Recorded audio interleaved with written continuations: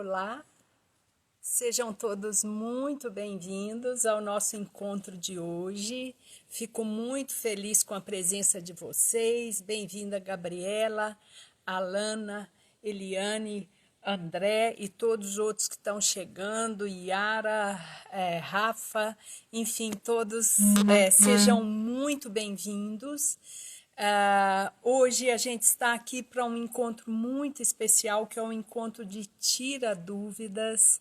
Quero dizer para vocês que daremos aqui um espaço para que vocês façam a sua pergunta. Vocês podem entrar comigo e eu dou a entrada para aqueles que querem fazer uma pergunta ao vivo.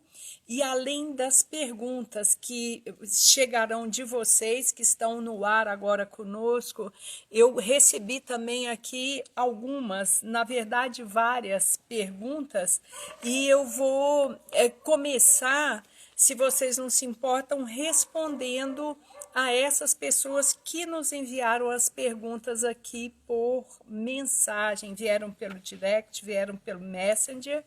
E então eu gostaria de começar tirando essas dúvidas. E se você não quiser entrar comigo, você pode digitar a sua dúvida e mandar, na medida do que eu for conseguindo, eu leio e respondo também a sua dúvida, ok? Então vamos lá.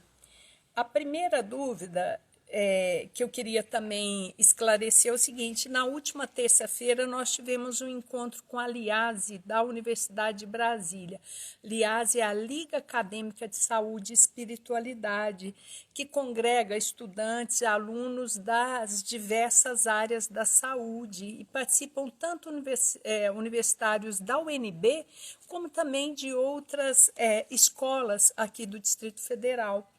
E foi um trabalho muito bonito, eu sempre participo, fui uma das professoras fundadoras dessa liga, e enfim, então sobraram dúvidas de lá, deste dia, e aí eu quero começar tirando as dúvidas remanescentes do nosso encontro com a Liga Acadêmica de Saúde e Espiritualidade, onde o nosso tema foi meditação em saúde, os mitos e desafios, especialmente das abordagens mindfulness. Ok? Então, bom dia aqui aos outros chegando, Adriana, Wesley, Harco, minha amiga querida, irmã amiga, muito feliz de estar com você também aqui. Então, a primeira dúvida que me foi então pedido aqui para esclarecer foi o seguinte: o que é meditação, o que é mindfulness? É tudo a mesma coisa? Quando a gente fala em meditação, e hoje tanto se fala em mindfulness, né? No Ocidente se tornou uma técnica tão difundida. Então, a gente vai clarear um pouquinho isso aqui. Mindfulness é um traço, uma característica que significa o quê? Mindfulness é um estado de consciência, de clareza mental. Esse estado se consegue como?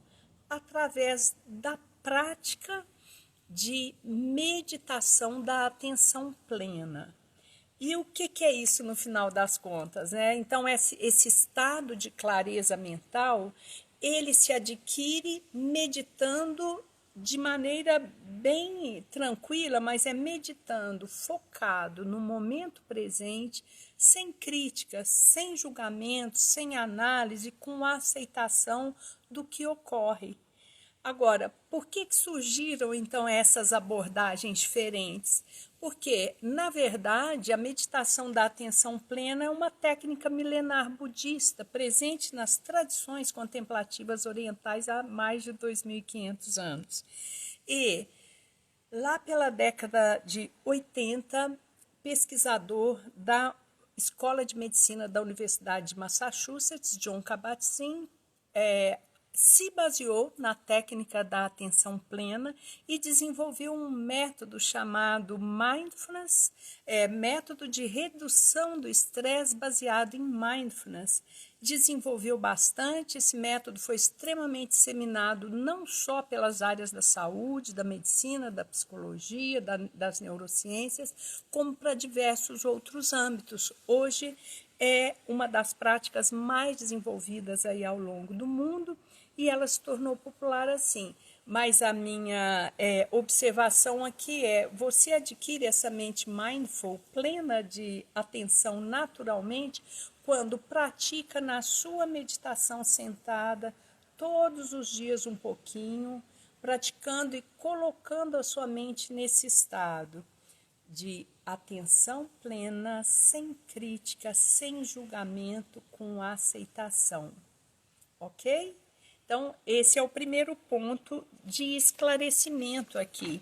Então, mindful, a mente mindful, então, é essa condição, essa clareza mental que emerge, que nasce a partir da prática. E qual o objetivo dela? Que você, ao adquirir esta estabilidade de uma mente clara, tranquila, presente aqui e agora, que você, à medida que for praticando, esse estado vai se instalando na sua mente e você seja capaz de levar esse estado de atenção para todos os outros momentos da sua vida. Essa é a grande chave, então, dessa meditação. Ok? Outra pergunta que eu achei bastante pertinente, que eu acho que a gente tem que responder aqui também, que é aquela questão, a gente está trazendo a questão da meditação em saúde. A meditação, gente, a partir aí da década de 70, eu gosto de lembrar muito de pesquisas bem antes do Jon Kabat-Zinn, como do Dr. Herbert Benson, da Universidade de Harvard, também da Escola de Medicina. Benson é um cardiologista que começou estudando os efeitos anti-estresse da meditação para os seus pacientes com cardiopatias. E ele foi um dos primeiros a verificar o efeito de meditação na saúde, o efeito anti-estresse, o efeito fisiológico, através dessa série de pesquisas. E de lá para cá, a gente pode dizer que nos últimos 40 anos a gente teve muito resultado importantíssimo. Agora, a pergunta colocada aqui é: então, qualquer técnica que eu usar vai ser bom para a saúde, tudo ajuda, tudo funciona? Minha resposta é não. Assim, primeira coisa é a gente clarear um pouco mais o que é meditação, o que é técnica de relaxamento, o que é uma técnica de serenização. Por que é importante, gente? Porque relaxar, dar uma tranquilizada, baixar os níveis de estresse, a gente pode fazer isso de qualquer forma. Por exemplo, uma caminhada, uma corrida, uma atividade física, todas essas atividades físicas, por exemplo, que liberam endorfinas, elas estão promovendo essa sensação de bem-estar gostosa. Então é importante lembrar disso. Se você às vezes está com muita dificuldade ou não gosta da meditação, não se force a isso. Você tem outras atividades que podem te ajudar a relaxar. Então, atividade de relaxamento são várias. A questão é que no Ocidente isso ficou muito misturado. Então, meditar ou relaxar não é exatamente a mesma coisa. Então, quando a gente está falando em meditação mesmo, formal, e essas meditações que estão sendo estudadas nas pesquisas científicas e que mostram para a gente benefício a nível físico, a nível emocional, para que você tenha verdadeiramente esses benefícios, é muito importante que você tenha uma prática formalizada. Né? E como coloca para a gente, tem um outro médico, Dr. Roberto Cardoso, que fez que ele chamou de definição operacional de meditação para a saúde, para que ela efetivamente, por exemplo, abaixe suas taxas de adrenalina e cortisol, abaixe seu colesterol, para que ele realmente dê esses efeitos benéficos, melhore a sua imunidade, melhore a qualidade de vida, por exemplo, de pacientes com câncer. Então, a gente tem todos esses exemplos de melhora dor crônica, dor de fibromialgia, depressão, ansiedade, mas para que você possa efetivamente evoluir, sentir esses efeitos e realmente ter essa melhora do que a gente está chamando agora até de aplicações clínicas da meditação em saúde, você tem 4 aspectos que ele ressalta, que é, primeiro, tem que ter uma técnica claramente definida. Não é assim, eu vou meditar com um aplicativo hoje, amanhã entrei num vídeo do YouTube, depois de amanhã eu estou vendo um som gostoso da natureza, uma música New Age e tal. Tudo isso serve para relaxar, mas não necessariamente vai te levar a esses efeitos. Por exemplo, de diminuir a quantidade de medicamentos que você toma, por exemplo, medicamento para dormir, antidepressivo, ansiolítico, né? Então, assim, para você ir substituindo a sua medicação por meditação, você deve criar, então, uma rotina específica com uma técnica claramente definida e bem orientada. Segundo, essa técnica tem que promover o relaxamento muscular, que vai ajudar no relaxamento psicofísico, te ajudando a não entrar, não ser arrastado por pensamentos, emoções, sensações, etc. Então, a técnica tem que te dar esta firmeza. E tem que, de preferência, usar, sim, um artifício de autofocalização, que é uma âncora ou um suporte, porque é através dele que você vai ter uma forma mais rígida de manter a sua atenção em um determinado foco. E eu acrescento aqui um outro aspecto muito importante, que é de ter uma orientação, um professor qualificado, como se diz no Oriente, e mais pessoas com experiência.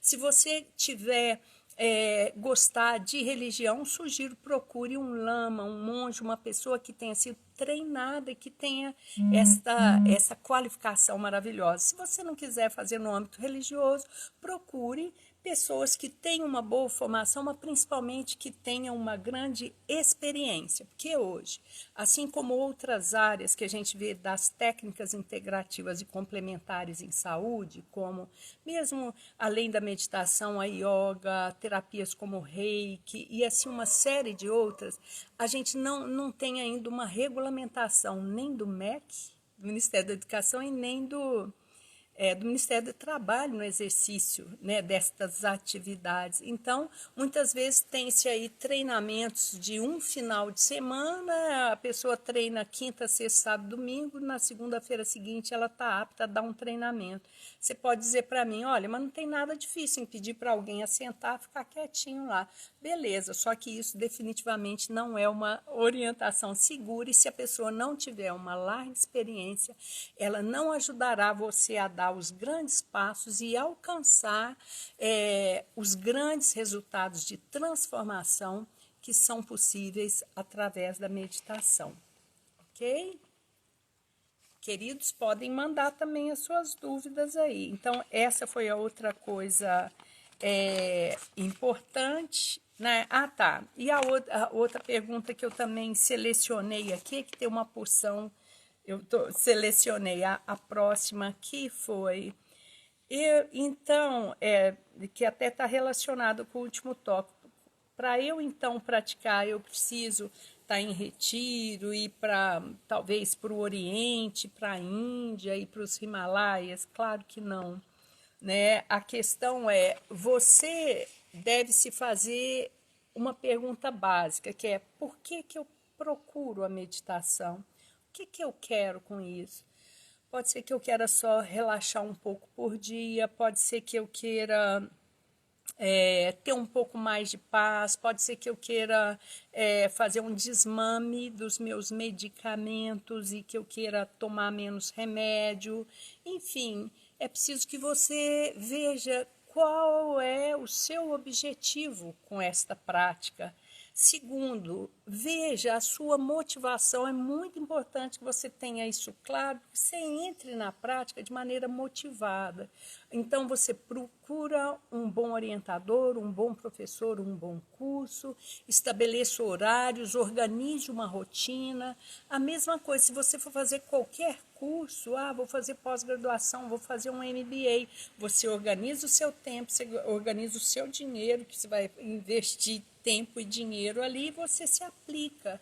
E minha sugestão é que você faça a mesma coisa no caso de um curso de meditação, de uma entrada, né? Então, se você tem esse objetivo, faça isso, né? Faça um mergulho aí mais sério e comprometimento, porque para você ter esses benefícios que a gente está mencionando, você terá que ter uma continuidade, você tem que ter uma disciplina, um horário diário reservado a isso, né? Se você não consegue, tipo aqueles horários ideais de fazer uma meditação logo cedo, ou mesmo de noitinho ou antes de dormir, escolha um horário apropriado, mas se você se comprometer, vai fundo, vai e faça esse compromisso, tá?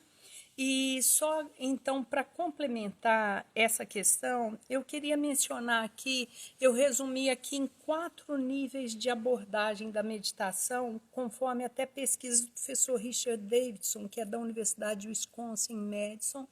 Ele menciona, ele faz uma gradação do nível de profundidade que você pode estabelecer com as práticas e o aprendizado da meditação. E desses eu separei, eu resumi em 4 níveis, que são, você pode ter um caminho profundo, que é daqueles iogues indianos, iogues dos Himalaias, os monges, lamas, né, do budismo Theravada, lamas e iogues do budismo tibetano, enfim, são aqueles chamados para que irão fazer aquelas práticas de longo termo, né, são aqueles monges que hoje tem muitos, né, aqui, inclusive, que se submeteram como cobaias de pesquisas no Ocidente, que tem mais de 30 mil horas, né, de meditação. Então, eles são chamados atletas olímpicos da meditação, tem um nível profundo de estudo e prática. Um lama tibetano, por exemplo, para que ele ensine, ele tem que fazer o retiro de 3 anos, 3 meses, 3 dias, enfim. Então, um nível profundo. Um outro nível, o nível 2, né, um pouco acima, aí, a gente pode dizer que hoje no Ocidente existem as chamadas adaptações das tradições orientais para uma forma mais palatável para nós aqui do Ocidente, né? Que dê uma certa simplificada, mas que permita ainda um nível de prática mais engajada, com engajamento aí mais forte. Então, são essas formas que têm sido trazidas para o Ocidente por grandes mestres. Hoje a gente tem alguns grandes mestres vivos, os chamados Rinpoches. Rinpoche é um título que significa precioso, que tem ensinado no Ocidente, num nível, né, que é intermediário em relação àquele caminho profundo dos iogues, mas que tem trazido imensos benefícios. Eu sou uma aluna desses professores, tenho sido ao longo dos últimos 25 anos e é maravilhoso. Um nível 3, que seriam as práticas, quando as práticas meditativas são retiradas do seu contexto espiritual de origem e são mais amplamente difundidas, que é o caso do Mindfulness do Jon Kabat-Zinn, né? A meditação transcendental, que é muito difundida hoje, e outras técnicas mais simples que são difundidas e ensinadas aqui para o Ocidente sem nenhuma conotação de um aprofundamento mais amplo a nível filosófico, religioso. Num nível 4, que seria um nível mais simples, aqui estão as formas bem simplificadas, são muito difundidas hoje, que são, nos Estados Unidos eles chamam de modismos mindfulness, tem o mindfulness at your desk, mindfulness, né, na sua mesa de trabalho, na sua empresa, na sua organização, as meditações de YouTube e principalmente os aplicativos. Hoje tem muitos aplicativos que você pode fazer, tem a maioria deles tem um conjunto de meditações guiadas, enfim, que é um nível que a gente diz mais leve ou mais superficial. E uma das questões que a gente observa, né, para os usuários de aplicativos o aplicativo é interessante para iniciar, mas deixa eu ver se eu consigo colocar aqui outra pessoa que está pedindo. É possível fazer essa aplicação, enfim. Estou tentando deixar aqui, alguma pessoa está pedindo para entrar, então vamos ver se ela entra ao vivo aqui também. Mas, enfim, então só para a gente fechar o assunto do aplicativo, é que o aplicativo pode te deixar dependente. Você consegue fazer a meditação usando o aplicativo aqui, mas a hora que você para de usar a meditação guiada do aplicativo, você simplesmente não consegue focar, não consegue, então, desenvolver uma concentração mais constante, foco, que é tão importante, né? Não consegue sozinho serenizar a sua mente, que, na verdade, o objetivo básico da meditação é você ter liberdade da mente, ok? E coisa que, se você ficar, digamos, viciado no aplicativo, dificilmente você vai conseguir. Ok até aqui? Bom, então eu queria aproveitar e trazer para vocês uma outra questão, falando aqui em aplicativo, em liberdade da mente, né? É lembrar, aqui tem um conceito muito bonito de meditação em tibetano que está representado na palavra Gong, que significa familiarizar-se. E o professor Igeshe Lobsang Tenzin Neji, da Universidade de Atlanta, né, da Universidade Emory, em Atlanta, ele dá o seguinte conceito: meditar é cultivar, familiarizar-se, treinar a própria mente com o objetivo de ampliar a percepção que temos da realidade, a percepção que temos de nós mesmos e a percepção que temos da nossa relação com os outros. A meditação, ao ser desenvolvida, ela dá um senso, né? À medida que eu vou me aprofundando dessa forma, conhecendo meu modo de funcionar, trabalhando a atenção plena sem me envolver em sequências de pensamento, nas emoções turbulentas, etc., eu vou adquirindo essa liberdade. Eu saio do que a gente chama de ação em piloto automático, quando você, por exemplo, age arrastado pela sua raiva, quando você age arrastado por uma tristeza muito grande, quando você age acuado pelo medo. Então, o que a meditação vai te ajudar, se você a desenvolve com uma maior presteza e disciplina, é a ter essa liberdade, se adquirir uma força mental. É um treinamento que vai te dar força, equilíbrio e te ajudar a não ser arrastado. Então, essa é uma característica fundamental de ser esclarecida, porque é o que a gente precisa na vida, né? A gente precisa de força, de equilíbrio, de ter uma mente em harmonia, não só para desempenhar nossas atividades gerais do trabalho, da família, da casa, etc. Mas e principalmente você ter essa força interna para as adversidades da vida, né? Então, quando a gente perde alguém, quando a gente, por exemplo, recebe um diagnóstico de uma doença grave e complicada, como é que eu passo a viver depois disso? Nós precisamos da força da mente para trafegar especialmente nas dificuldades da vida, como o momento que a gente está vivendo agora, diante da epidemia e da pandemia do coronavírus, tá? Enfim, tem aqui uma perguntinha da Luísa Cimei. Sim, é uma live de dúvidas. Pode perguntar a sua também, Luísa. Eu estou atendendo aqui tanto perguntas que surgem, como aquelas que eu recebi aqui pelo Messenger, o Direct, o Facebook, para poder responder para vocês. Ok, gente, até aqui?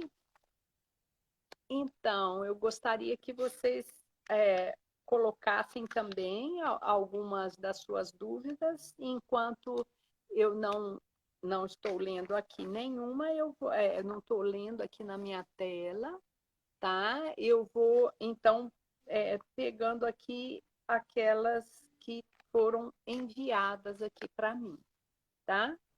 Então, vamos lá para mais uma dessas dúvidas aqui, que é exatamente relacionada com a questão das emoções. Que a pergunta aqui é: nós já fizemos aqui nas nossas lives diversas meditações relacionadas a emoções difíceis. A gente tem feito isso aqui, sim, para ajudar a todos a se familiarizarem melhor com seus estados emocionais, a gerar compreensão, um acolhimento. Agora, gente, eu tenho recebido coisas muito difíceis de diversas pessoas, por exemplo, que adoeceram não de Covid, mas precisaram usar os serviços médicos nessa hora e estão morrendo de medo de pegar a doença, foram porque tiveram outro problema de saúde, mas no âmbito da pandemia, você acaba morrendo de medo de pegar a Covid também. Aí, além do problema de saúde que você já tem, você ainda adquire uma Covid com risco realmente de vir a óbito, né? Porque é complicado. Então, quando a gente está trabalhando com as emoções na meditação, na verdade, a gente está trabalhando alguns aspectos que são perceber as emoções que nos assolam, que nos desequilibram, perceber, olhar e reconhecer que elas existem. Segundo, tentar dar um nome para ela, que é identificar que emoção é essa que eu estou sentindo. É medo, é tristeza, é raiva, é preocupação, é tudo junto? Pode ser também gerar uma compreensão, uma aceitação e, ao mesmo tempo, no caso da meditação com as emoções, a gente gera um distanciamento, a gente começa a nos observar em relação àquilo que a gente está sentindo. E à medida em que a gente consegue, digamos, essa desconexão, gerar esse espaço entre eu, a minha mente e aquilo que eu estou sentindo, eu começo a observar que as emoções, as sensações, os pensamentos, os sentimentos são eventos que vão passando aqui assim pela nossa mente. São eventos. Eu estou, então, olhando-os em perspectivas, então eu não me misturo com ele, eu não sou meus pensamentos, não sou minhas emoções, não sou as minhas sensações, são todos eventos ou fenômenos que passam pela minha mente. E à medida em que a gente faz esse treinamento de reconhecimento, olhando tudo de maneira sem crítica, sem julgamento, a gente começa a desenvolver esta atenção plena sem se deixar levar por todos esses condicionamentos. Sim, eu estou vendo aqui, a Lana está pedindo para deixar essa live salva. Sim, será salva, ela ficará no IGTV aqui do Instagram, ficará salva também no Facebook, no nosso canal do YouTube. Todos são meditação, harmonia e equilíbrio. Fica tranquila, Lana. Bom, então, voltando à questão das emoções, quando nós conseguimos fazer essa meditação, a atenção plena, esse desenvolvimento de mindfulness com relação às nossas emoções, a gente começa, então, a fazer esse distanciamento, e nesse distanciamento, a gente começa a adquirir uma serenidade, um equilíbrio de não sermos sequestrados por tudo isso. Então, esse é o objetivo principal dessas meditações. É por isso que várias vezes a gente tem feito aqui essas meditações.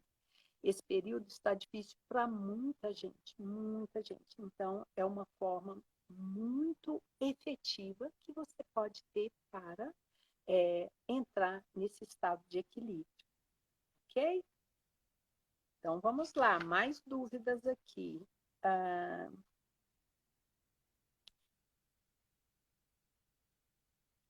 Sim, a outra dúvida é interessante também, ainda com relação à questão das meditações e da emoção. Ah, tá. Tem mais uma pergunta aqui que eu posso responder também aqui do Berg. Quantas vezes eu devo meditar por semana? A gente, assim, se você pegar nas tradições contemplativas orientais, Berg, você terá a recomendação de meditar 7 dias por semana. Aqui eu vou dizer para você, de um modo geral, se você conseguir pelo menos 5 vezes por semana, ótimo. Por exemplo, aquelas pessoas que gostam de fazer ginástica, malhar e ir na academia, você pode ir 3 vezes por semana, você pode ir 4, 5, 6 ou 7. Quanto mais você for lá para a sua atividade física, mais musculatura você estará adquirindo. Aqui também, então, só que agora aqui na meditação, nosso treino é mental. Então, quanto mais você puder fazer, melhor. Se puder uma vez por dia, ótimo, 2 vezes por dia, muito bom, né? Mas adeque, o principal é adeque a sua rotina. Se você é, trabalha muito e não tem o tempo todos os dias, também fica tranquilo. Se você conseguir 3, 4 vezes por semana, tá ótimo, ok? Muito bem. Então, vou só retornando aqui a questão da pessoa aqui, da Aline, que pergunta por que, que eu não consigo sentir as emoções durante o processo de meditação? Às vezes pode ser, não é que você não está sentindo a emoção, não está sabendo qual é a emoção que está se passando por você, é que você não tem esse treino ainda de se observar, de olhar para dentro. E eu chamo a atenção pelo seguinte: muitas vezes a gente tem medo de olhar e o que a gente vai encontrar. Às vezes a gente tem medo de encontrar com a nossa tristeza, a gente tem medo de encontrar com as nossas dores, com aquilo que é um sofrimento. Na verdade, todo mundo quer ser feliz e a gente não quer sofrer. Então, a nossa tendência é fugir e não olhar, né? Então, assim, não é que você não consegue sentir, você sente e você só não está conseguindo ainda identificar melhor e dar um nome para as suas emoções. Mas aí, Aline, é só uma questão de treino mesmo.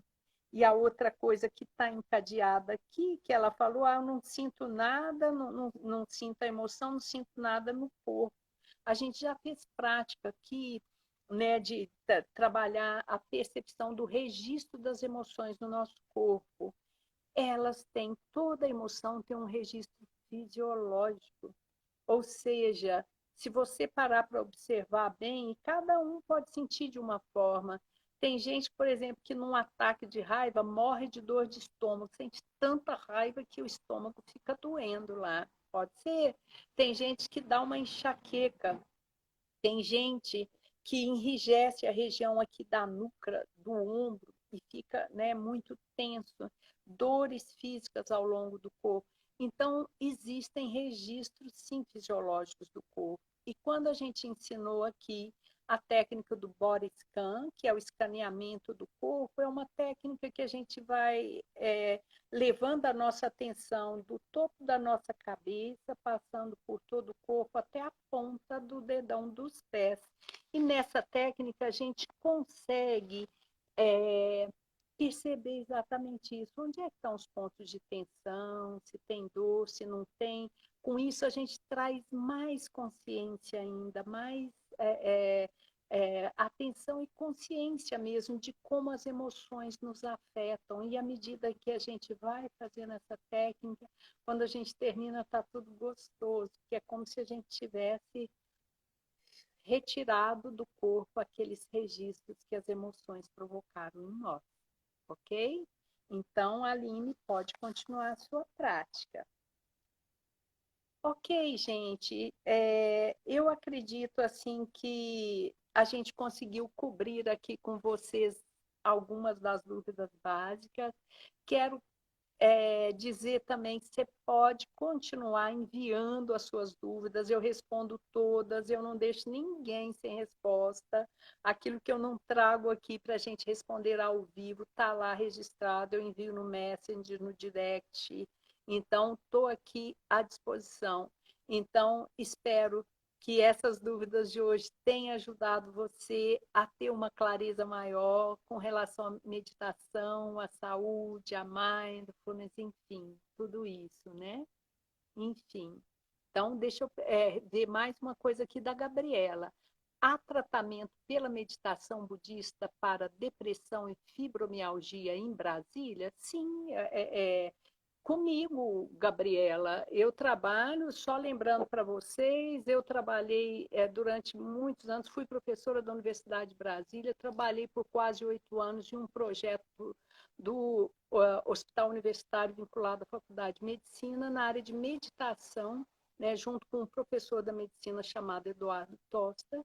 Foi para pacientes com câncer, mais adiante esse trabalho se estendeu para fibromialgia, dor crônica, depressão, ansiedade, enfim, várias questões. E, além disso, eu há 12 anos trabalho com treinamentos, workshops, retiros em reserva ecológica, enfim, tenho um amplo trabalho nessa área, por isso que eu tenho esses canais já há muitos anos também, onde a gente possa divulgar melhor, né, e trazer para um público mais amplo um conteúdo aí mais bem embasado cientificamente, né, e também com um bom referencial aí das tradições contemplativas orientais, onde eu também tenho aí bons professores. Enfim, Gabriela, entre em contato pelo direct, a gente em 3 semanas eu estou encerrando o grupo atual, eu dou um curso formal de 12 semanas de duração maravilhoso, que é o Grupo Harmonia e Equilíbrio. Convido você para participar do próximo, aqueles que quiserem para participar. A gente deve estar abrindo a nova turma no mês de julho. Eu trabalho numa metodologia de poucos alunos, onde a gente tem uma interação forte, é um programa profundo, com material didático, com diário de prática, questionários. A gente tem toda uma metodologia maravilhosa e amplamente testada aí há 12 anos, que a gente vem trabalhando e aprimorando a cada ano essa metodologia, e vocês estão todos convidados. Gabriela, venha também, me mande mensagem e a gente envia a programação deste curso para vocês. Vocês podem também acessar o meu site, que é o cristinagobi.com.br, para olhar todos os projetos aí que a gente desenvolve, tanto no campo da meditação, como na área do desenvolvimento humano integral. Eu trabalho também com mentoring, coaching, desenvolvimento profissional e pessoal, enfim. Acesse lá e a gente entra em contato, sim, com o maior prazer. Muito obrigada a todos vocês que participaram com a gente. Continue conosco às segundas, quartas e sextas-feiras, às 9 horas da manhã. Estamos em meditação ao vivo aqui no Instagram. Depois, esses vídeos ficam gravados e vão para o Facebook, para o YouTube. Então, sintam-se à vontade, acessem o meu canal, inscrevam-se, vocês sempre vão receber as notificações dos novos conteúdos que a gente está publicando aí, pelo menos 3 a 7 vezes por semana. Então, obrigada mais uma vez pela presença de todos e espero continuar ajudando. Beijo grande e até segunda-feira.